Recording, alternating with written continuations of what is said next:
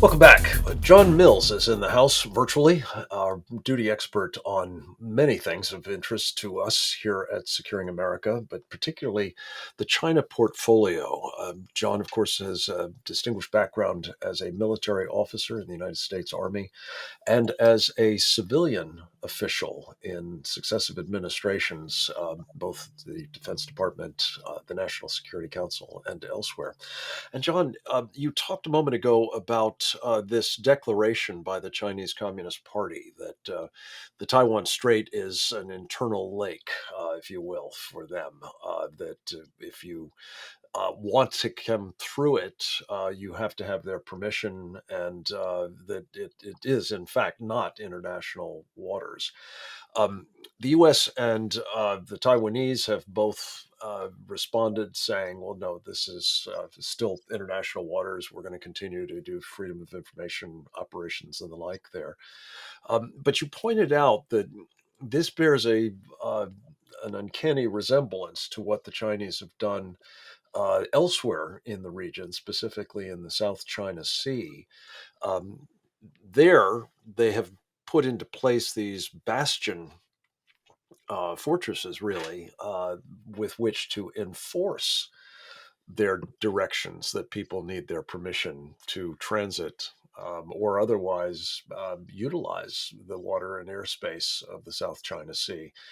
Um, for the moment, the Chinese seem to have let it go at that. But is your concern that they can at will begin enforcing these restrictions and uh, put us in a difficult spot, having no enduring capability to push back?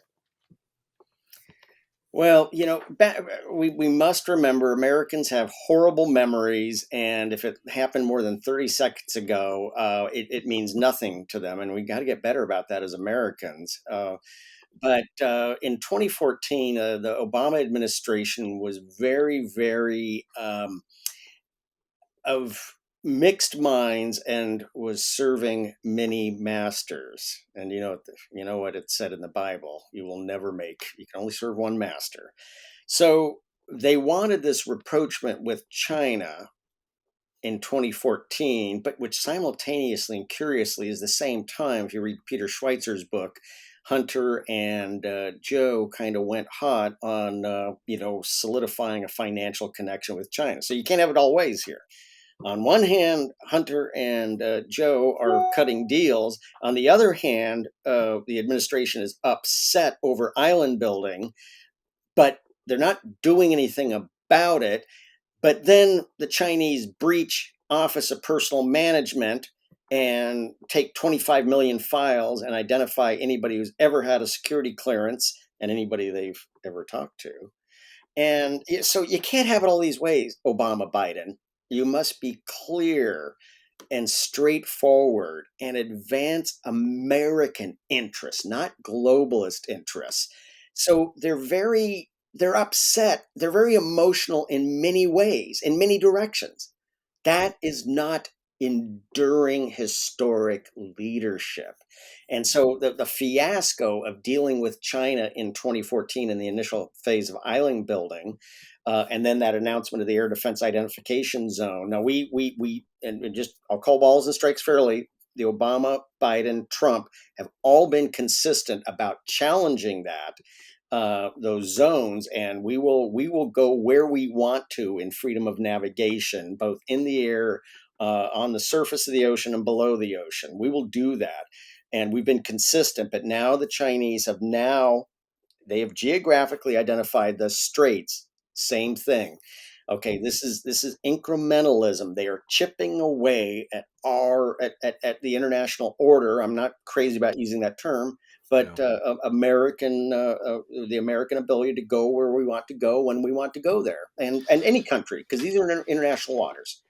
And it's not just at the rhetorical level. I guess what I'm saying is that this is increasingly backed up by the capability to actually enforce Mm. what they're saying will be the arrangements going forward. And if we don't have a persistent presence in those areas that enables us to push back on them, not just episodically, but consistently, I fear that at some point, we will find ourselves at the wrong end of efforts to restrict our behavior and support of our allies.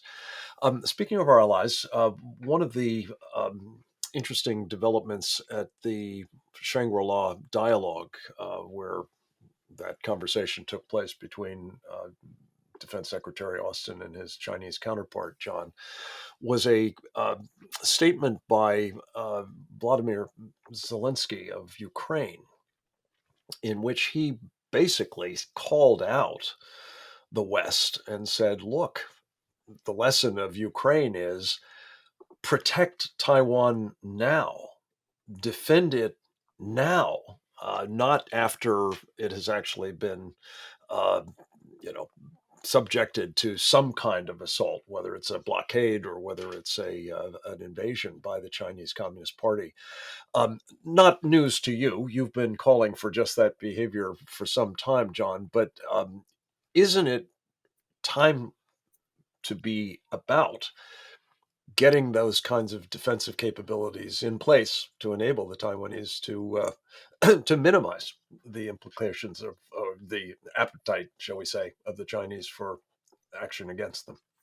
Yeah, the American government has been inconsistent on its application of the 1979 Taiwan Relations Act and arms sales of a defensive nature.